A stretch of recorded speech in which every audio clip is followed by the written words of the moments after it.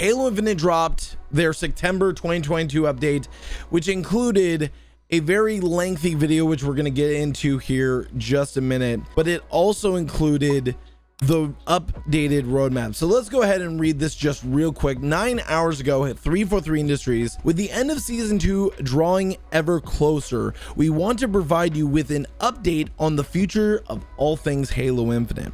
Joseph Staten, Sean Barron, and Brian Gerard, I almost said Jared, and Brian Gerard, aka Sketch, sat down for a roundtable discussion about the current state of the game, priorities, and player experience goals. Also covered in the upcoming winter update, season 3, and other features such as the Forge beta, more on that in a minute, campaign network co-op, more on that in a little bit.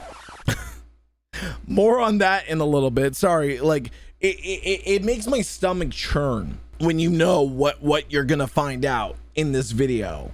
In addition, we've also updated the roadmap for what's coming in the winter update and season 3, featuring new maps, modes, weapons, armor, and much more. So Halo Infinite winter update November 8th through March 7th. So this is still 3 months away. So we have to get through September, October, November, and not even just 3 months, 3 months and 8 days we got to get to before we even get a little bit of this content. And this isn't even that. It's November 8th through March 7th. So you're not even gonna get all of this on November 8th.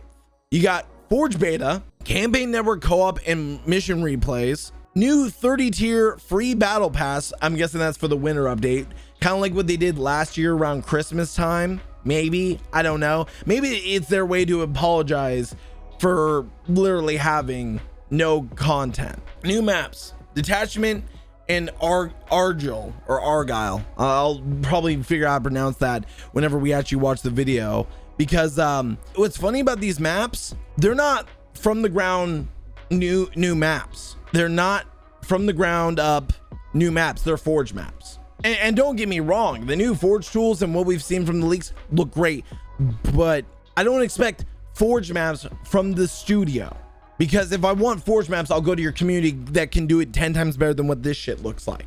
Match XP beta, I don't know what that means. I guess maybe they're testing, like, okay, I kind of get this. So what it is probably it's going to be a XP beta system for how you perform in game, instead of just play a match, you get XP.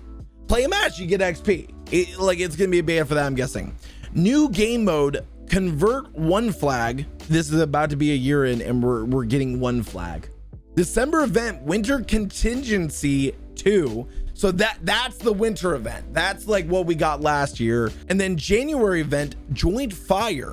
That's coming in January. That's what we have coming from November 8th to March 8th. Let's go ahead and look at Echoes Within. Halo Infinite Echoes Within Season 3, March 7th through June 27th. But you got the 2 new maps coming, and then you've got the M392 Bandit, which is just another precision weapon. It's a DMR with no scope, and it's a precision weapon. People have been asking for a ton of other things besides a DMR. We already have enough precision weapons. People want the pump action shotgun. People want the Spartan laser. People want, hell, if you're gonna bring back a precision weapon, bring back the carbine. People have been asking for that. No, not getting it. Not getting it. New equipment, Shroud Scream. And I've seen this being used in leaks. I've seen footage of this in leaks, and I'll probably have to grab some of that for the video. It doesn't look that great. It doesn't look that impressive. You also get another 100 tier battle pass. And here's where there's one good thing and a bunch of other shit that should have been there day one. Custom game browser. I mean, okay, yeah, that should have been there day one, but when they take time with this, just like Forge, it turns out excellent. In-game reporting should have been there day one. Should have been there 6 months ago. Should have been there anytime during season 1, or hell, the beginning of season 2. Wherever. New game modes, VIP, a classic game mode that again should have been there day one. Could have been added at any time. And Escalation Slayer, which is a newer game mode, which is basically gun game. Again, how hard is it to create game modes that you've done in other games? New Fracture event. Okay, another non-canon armor that people are going to fight about on Twitter. Cool. New narrative event. And the narrative events, the thing is, and I actually agree with Late Night on this. The way they're doing their narrative events is so bad compared to so many other, games as a service games, that Call of Duty makes their narrative event look like shit. Forge beta update. So again, we're not going to have full Forge for a long time. And I guarantee you it's never not going to be called Forge beta because it's constantly updating. And I just remember back in the day where it was launch Forge and then updates came to it. But now, so that way people, they have that crutch of you can't complain about it. We're going to call it a beta, just like other games have called things beta. You can't criticize it. It's not the full release. But that's not all. We still have a video to watch. Let's get into the Halo Infinite update September 2022.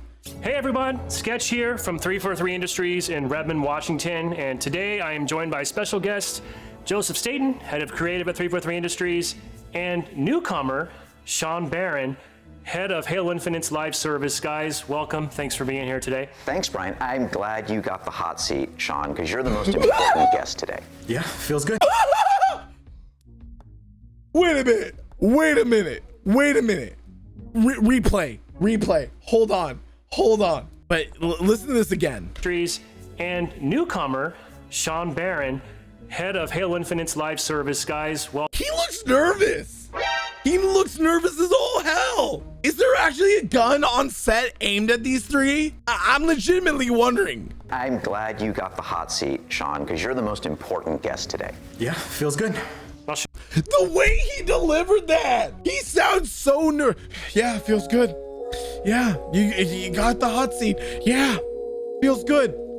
excellent. I got to give you props. Very strong jacket game. Thank you. This is my. Of course they gotta plug the jacket. Hey, again, guys, player free event before it's over. Play it before it's over so you have the opportunity to spend $125. I guess this is an easy way for me to basically plug a different video that I did about that jacket in particular and how tone deaf this company is. And this live stream or video or whatever you want to call this literally says that. Literally just says model the jacket, yes, show it off. The things that we're prioritizing, and I would say across the lists that you see here, this is really what we want to deliver. Versions of improvements here, versions of features here, to make significant progress on all of these things by the end of 2023. The goal here really is to start a new dialogue with the community, to provide fewer promises and more information. Like, that's the goal, right? You should have been providing information over the 6 years you had to develop this game. We're behind. The game runs like shit. We don't know what we're doing. Our leadership is terrible. See, that's the thing that bothers me. And maybe that's part of the bitterness, because I know that they can't say that, right? They can't say that. I wish that there was a company that had the spine to say that. Because you look at the reviews of people that worked at 343 Industries and they say those things once they're gone. Our game is in a terrible state. We need more time. I understand Microsoft pressured you to get out the door because of the anniversary. But you before that, you had 5 years to get the game ready. And you couldn't do that for the launch of the Xbox Series X and Series S. And then you had another year to try and catch up for the anniversary. And even then, your best at that time wasn't even close to previous Halo titles. Not even close. What players tell us they want, what we know we're excited about developing, new things that like maybe someone prototypes and we're like, yeah, let's put that in. Like, those are going to change some of this. But for right now, this is where we're going. And the goal is to get it done by the end of 2023. Your goal isn't to have the game complete by 2023. Your goal is to have those things that you put on your little clipboard, right there, those goals, your goal is to get those done by 2023. That doesn't even mean what players expect as a complete game, as we're going to get into. We're only 6 minutes into this shit. The first one, and we'll dive into this a little bit more later, is Match XP. Like, that's one I'm really excited about, and that's about really rewarding players for playing Halo, right? And so we're gonna talk about that. Another one that I'm really excited about is career rank. We're gonna get some of those in. Something career ranks, which were in Halo's 3 and Reach and MCC. Career ranks, little icons. We're hoping to have those by the end of 2023. Match XP, something that again you earned in Halo 3, even though it was simple, and then they expanded upon it in other games, in other Halo titles, including Halo 4, including Halo Reach, including Halo 5, including the MCC. We're hoping to have that by the end of 2023, some point between now and 2023. Cool. We've got to go after cheating, and then we've just got to improve the overall polish of the game so that the experience is where everybody here wants it to be, right? And what the players deserve. This is us trusting that sharing information like this is the right way to go. Just sharing it, what our priorities are. These priorities are driven by what we know is the right thing to do from a gameplay perspective, from a service perspective, from a team perspective, things that they're passionate about, but also heavily biased by what we know the players want. You should have been it should have been transparent years ago while this game was in development. You should have been transparent 8 months ago, 6 months ago, whenever. I've seen games as a service that constantly put out information and constantly update players about what's going on. They do it all the time. We have all these data inputs telling us these things. And so the goal here is to create that dialogue, first step, to show what we're working on and to update this frequently, not hide it. We shouldn't hide what we're working on. People need to know what they should be excited for in the future. And this. Yeah, we're excited for content that should have been there day one. That's what we're excited for. Is content that should have been there day one. And that's the sad thing, is people are excited for that. And people are lapping it up and accepting it and coping for this company. That's what's happening. And the thing is, a lot of players that grew up with this franchise expect better. No, it can be better. And maybe that's because we treat Halo different than we do any other game franchise. We treat it different than Apex. We treat it different than COD and Fortnite and everything else. Because Fortnite and Apex are new series. They're building their groundwork, their own identity. Halo's had an identity for over 20 years. Problem is they lost it. There's been tons of videos about Halo, how Halo lost its identity, not just with the lore and aesthetically and everything else, but how they lost their identity as a franchise. And I've said this before, and I'll say this again, it's a hot take. I don't think Halo Infinite should ever have been a free-to-play game. I don't think Halo should have ever considered free-to-play. I think it's too much of a crutch and something that they can use to get past criticism. Not only to go after this list of things that you talked about, which we're fired up to do, but to work on experiences that we're not quite ready to talk about yet. We have had to make the difficult decision not to ship campaign split screen co-op and take the resources that we would use on that and go after this list and all these other things that we're going to talk about in just a sec. And that is the spark that pissed everyone off. Because for years, whether it was Bonnie Ross or other members of the team, some of them in this fucking room, Sketch, have said Halo Infinite will have split screen co-op. Every Halo game from now on will have split screen local co-op. That's important. You said it in 2016 that from now on, it will launch with co-op. Okay, it didn't launch with it, but it was coming. And now they just confirmed it's not coming.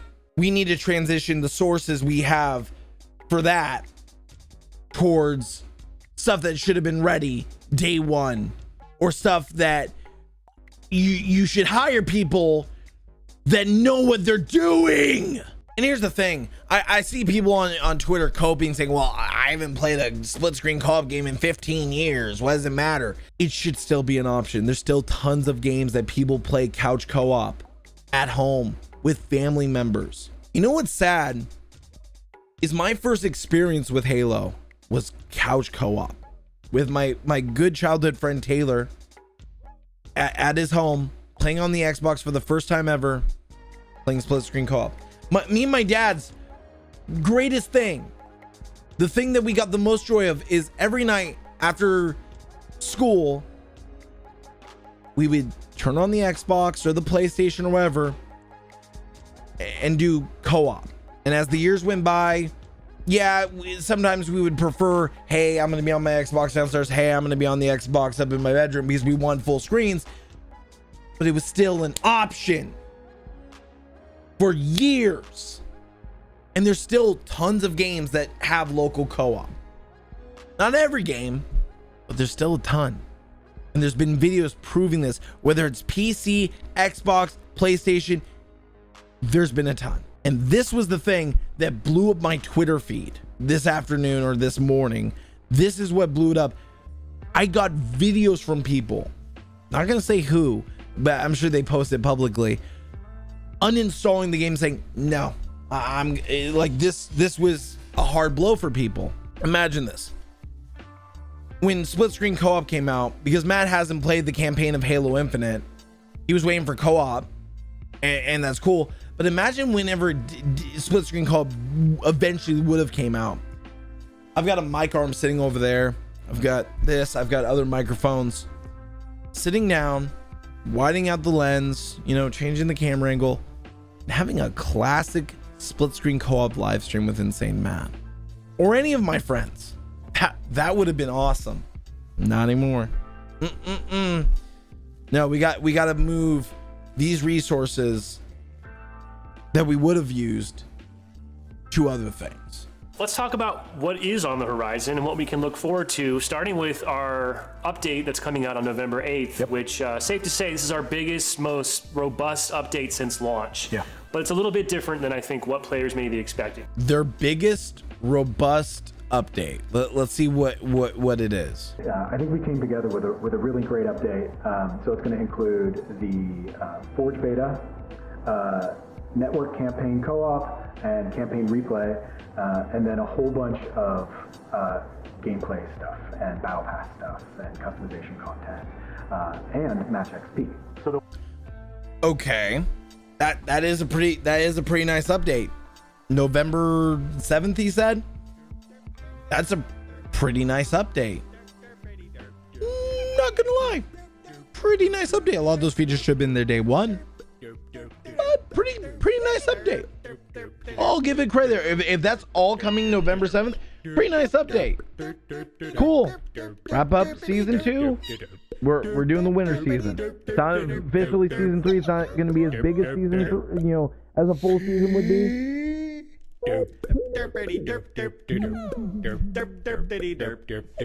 Again, glad it's coming. Glad, but it took way too long. And even then, I'm worried about the quality of the co-op. And when it comes to the Forge, it's a beta. And I don't know if that's their way of saying, if there's bugs, it's a beta, or it's a beta because it's not content complete. But back in the day, a beta is testing it. A base mode that gets updates and improvements wasn't called a beta. It just feels like beta is used as a crutch to avoid that criticism. I have to also say I'm incredibly excited about Forge. Yes. I mean, we're talking complete game changer here. I'm sure, like me, you've seen a lot of the stuff the community has unofficially already been doing with Forge. Yeah, a lot of people have been doing it for a long time, and it's impressive. But here's the thing for me. Do you know why I don't like the idea of Forge? sometimes, because it's a way for 343 to say, hey, make our content for us, make our game great for us, do the job for us, do it for us. And here's the thing, Halo 3 was a great game when you were playing the base matchmaking in the base maps. It had options, it had maps, it had variety. Halo Infinite doesn't have that. Halo 5 didn't have that. Halo 4 had it in aspects. That's why I worry about Forge, because it's just, oh, thank God it's out. Oh, make maps. We'll give you the custom game browser. Just make it. Do it, please. Begging you. You know, folks have just been very antsy about when and why aren't we discussing Forge, and it's coming, and now we have a date, right? But Yep. it is safe to say exponentially more powerful than any Forge we've ever released, is my understanding. In fact, I mean, I gotta look at my notes here, but for context, I didn't realize this, but Halo 5's Forge was no slouch either, and I believe the maximum object count was about 1,600. Halo Infinite supports upwards of 7,000 objects. So, see, that's really cool that Halo Infinite's Forge expands, because Halo 5's, again, this is the one thing that 343, for all the criticism we give them, has done right every time. Forge, whether it's been delayed, whether it's been there day one, it's constantly getting better. It's constantly improving. Content is constantly being added to it whenever it does come out. And just the amount of stuff that people have created in Forge through leaks and scripting is insane. It's fucking crazy. It's impressive. That's why I think Forge is such a good thing. But at the same time, I get scared of the idea of we're gonna rely on the community to make our modes, maps, and everything else. We're not gonna make from the ground up maps. We're gonna rely on the community, which we've seen them do. We're releasing what we'll call the beta of Match XP. And so since we launched Halo Infinite, one of the very first pieces of feedback was, hey, I want to be able to have rewards based off of what I do and how I do in a match, right? And so we gave people those daily bonuses, we made some changes, and I think that relieves some of the pressure. But in this season, we're bringing in Match XP, which is meant to not fully replace challenges, but to sort of become the main way that you're going to progress through something like a battle pass. And it Right, something people were asking for when the game launched and before the game launched is an XP system based off of how you perform, kind of like what Halo MCC has and Reach had and stuff. People want that. Again, you're taking one full year to get to that. It is meant to reward you specifically for playing Halo the way you want to play it. So any mode you want to play, you'll get XP for basically the time that you're playing, but also how you do. Do you win? How do you personally do? That sort of stuff. That impacts your total XP output from that match. And Okay, so kind of like what Reach did, where it's based off of your kill death ratio. Did you win? Did you lose? But we actually aren't 100% sure that we're going to nail that, right? We don't, but if we tie that to a battle pass and we try to charge people for it, it doesn't feel like the right thing to do. Okay, so literally this XP system is just tied to this battle pass. It's not like for an ongoing. So it's not for ongoing battle passes. It's only for this battle pass. This guy's kind of confusing me. I'm not gonna lie. Is it for ongoing battle passes? I'm sure he's gonna talk about it. But is it for ongoing battle passes? Is it only for this battle pass? Why is this not tied into an actual in-game ranking system like previous Halo games had? Why is it taking so long to do this shit? I don't know. These are questions that should have been asked years ago. And so we had a couple goals there with the battle pass where we wanted to say thank you to people because it matters a lot that people have stuck with us and we have such good fans.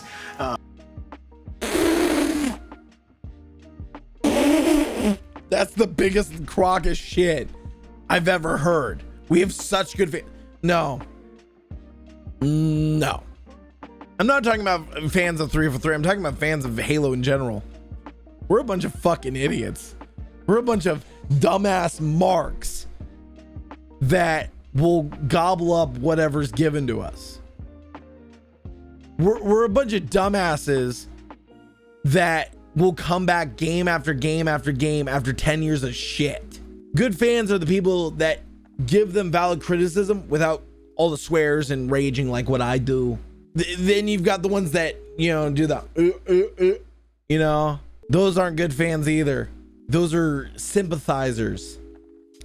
Simp being the biggest part of that. Our goal from the feedback is that we want to move people through battle passes faster now. We need to get that information, the data from the Match XP beta to inform how we're going to do things in season 3 and beyond. And so that's actually one of the reasons why that battle pass is free. And also one of the reasons why it's only 30 levels. Just to make sure that, you know, people feel the respect that we have for them, and also so that we can get the data and then they can move through it quickly. You're giving a crumble of free content for people that have spent hundreds upon hundreds of dollars in this game, when also the armors that you're giving, CQB, CQC, and Mark V, in other games are default armors, or armors that you can earn relatively easy. And it's taking a year to do that. Yet people have leaked this months ago. They've leaked these armors, they've leaked all this shit. The cool thing about this battle pass, there are many cool things, but I mean, we are gonna be giving people the Mark V core. There's gonna be a bunch of Reach stuff that people have wanted for a while, including. They should have been included in the Reach. They should have been included in the Reach battle pass. They should have been included at some point during season 1 of Halo Infinite. Including the CQC and CQB, as well as maybe a knife you might attach to a shoulder. Something that people wanted. Wait, I just realized that. Those are Emil's shoulders pads. People wanted that. Verse wanted that. You fucking wanted that. A year later, they're finally giving you one shoulder pad with a knife. A year later. So after the winter update, early next year, we have season 3. Joseph, what can you tell us about that? Yep, so season 3, we're calling Echoes Within, and it continues the story. Okay. I mean, aesthetically, this looks nice. Like just looking at this art, looks nice. Honestly, get rid of this, right? Get rid of this. Get rid of season 3. Get rid of, like, this looks like a shot from a Halo movie. And like we did in season 2, we want to make sure our narrative is really just great context and flavor for all this fun stuff that we're doing with modes and events and the battle pass. Yeah. Again, this has been criticized that your in-game narrative events, your narratives that you're building in your universe are shit. And Halo's one of the most lore-rich franchises that's had over 20 books written about it for a video game. That's sad. Somehow your lore narratives are worse, and you have so much lore you can base it off of. You have so many ways you could bring more characters and add more importance to characters, yet you're really bad at it.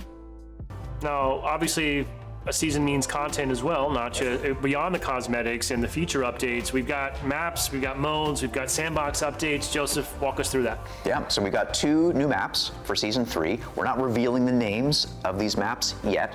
One is a BTB map and one is an arena map. So this is like you do every fucking season, because you think that your big team battle mode is better than any big team battle mode that's been done previously, and it's really not. It's a mode that we've had since the first Halo game, if you really think about it, because there's a lot of big maps in Halo 1. Halo 2 had big team battle. Halo 3 had big team battle. Halo Reach had big team battle. And the way you've done it isn't that much different. It's basically just updating it. It's not like it's a key feature. If you added Battle Royale, that would be something where everyone's like, Oh my God, every season they're adding a new Battle Royale map? Holy fuck! When the fuck are the rumored Battle Royale map? Where the fuck's that? Where's the progress on that? Are we gonna get a progress report on that in season 3 of next year? Fuck! And this really is meant to be a map that embraces vehicular combat. Flying vehicles, ground vehicles, big wide open spaces, and lots of vehicles available. And the second map, our arena map, fictionally, this is an Oni black site, and it's built into an icebound mountaintop. This map looks amazing. It's got these snow, ice, really cool looking map. It's asymmetrical. And emphasizes environmental control, ownership, power positions. This plays really great with strongholds, King of the Hill. And yet, literally, I see snow. I see snow. Why is it not a full snow map? Give me fucking snow! God damn it, you gave me desert! You gave me sand! What are you, Anakin Skywalker? It's so rough and coarse and gets everywhere! Fuck you! I want snow that's wet and soggy and gets everywhere! My girlfriend's here laughing her ass off! Hi! Hi. How are you? Tired. Me too! I love you! Hello, me too. It was really hot out. Lots to look forward to. Guys, appreciate your time today. Before we go, any final closing thoughts you'd like to share? Yeah, I just wanted to express my gratitude to the players. You are some of the most dedicated fans and players that exist in gaming. I want to express my gratitude that this sniper rifle's been trained on my forehead for literally almost 30 minutes now, and because I was good and because people are gonna watch this shit and listen, I'm not gonna have the bullet put through my skull once we're done recording this. That's the kind of look that he's got. And Joe's like, man, the way Joe's looking at me, he's like, man, I feel your pain. I was there a year ago whenever we had to announce that Co-op wasn't gonna be at launch. There's one more thing I want to talk about, and I talked about this a little bit whenever I started this stream. But last night I was talking to friends, and I just said, I'm not having fun making videos. And it's been that way for 5 years nearly.